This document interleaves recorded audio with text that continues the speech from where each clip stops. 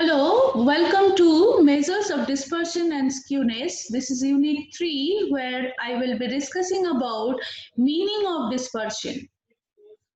A measure of dispersion is the degree or magnitude to which values in a distribution differ from the average of the distribution. In a simple term, how each value in a distribution of a data set are deviating from the mean value. If I take the average of all of them, then it will give an idea how the data are dispersed or distributed. So that is all about dispersion. Let's just understand the concept of dispersion with an example. There are three series of data which I have given here. All these series of data are having 9 observations.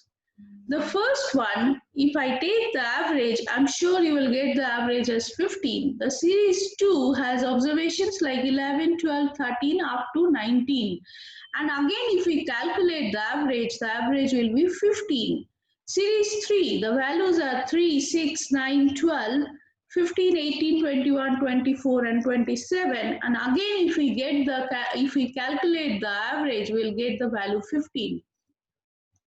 Does it really mean the series 1, series 2 and series 3 all of they are having similar kind of data distribution? Not really. The first one, all the values are 15. You can see the deviation is 0.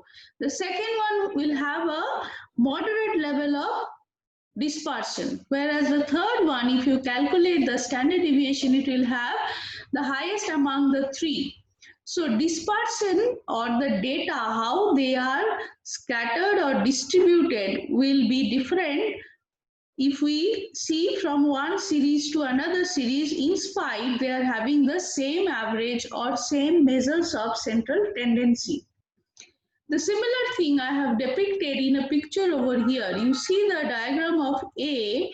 A is having all of A, B and C. All these three distributions are having the same mean at the same point, which is given by this arrow.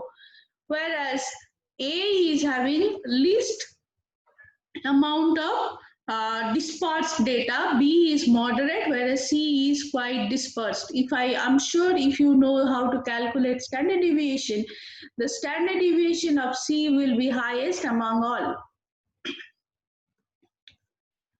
Let's have a comparison between central tendencies and dispersion. Central tendency is the average or the measures of first order, whereas this is a measurement of the second order, which is calculated on the measurement of the first order or with the mean. Central tendency do not tell us anything about the formation of the series, whereas dispersion gives us an idea how the data are scattered or dispersed or distributed. So it gives quite a logical idea how is the formation of the series.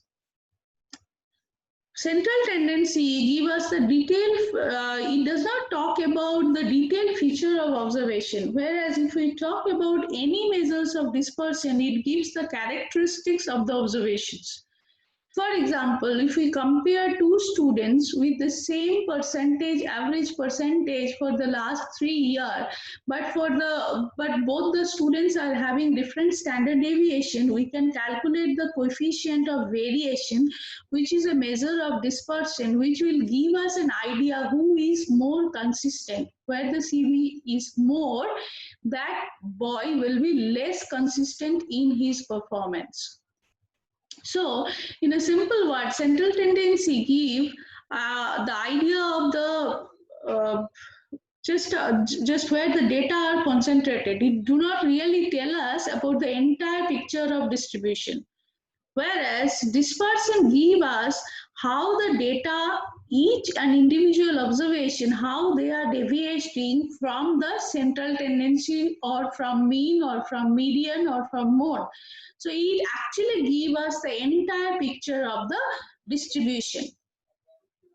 In my subsequent video, actually I will discuss each and individual measurement of dispersion, where we can see how basically any dispersion measurement is giving you an idea about the entire picture of the distribution. What are the uses of dispersion? The first one, it actually determines the reliability of the average. To be very precise, whenever we will give the picture about a data set, we should always talk with both mean and standard deviation, which gives the complete picture of the data. For example, suppose the reliability of average, like if the standard deviation is very high, that means that average, though we are getting for two different classes of measurement, suppose we are getting the same mean, which I started in my earlier slide also, but the reliability, like the second one, which is having higher dispersion, definitely it does not have that much reliability on average. Means the data are quite scattered, so the data are not really concentrated on the value of the average. It also helps us to measure the variability of two or more series. Dispersion actually, as I already told you, suppose two stock price we are comparing for two companies, and where the variability or CV, if we measure CV sigma by X bar into 100, where the variability is more, it will tell us about the fluctuation of that particular share price more than the other one. It is also, dispersion helps to calculate further statistical measurements like correlation, regression, testing of hypotheses to calculate standard error and all. It also used extensively in the statistical quality control. So how actually to measure the relative measure of dispersion or absolute measure of dispersion? How are the methods to calculate that? What are the different types of dispersion? I will be discussing in my subsequent video. Thank you.